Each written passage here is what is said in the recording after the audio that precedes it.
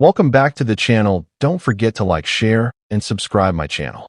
Today we are explore how to create modern typographic posters using tracking in Photoshop. Now I open Photoshop and set a large canvas for a poster design. First I type the main headline using a bold font that stands out.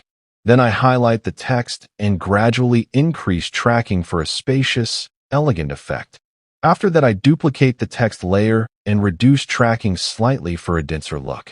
Now I add layer styles like soft drop shadows and subtle highlights for depth. Next I check alignment with other design elements using smart guides.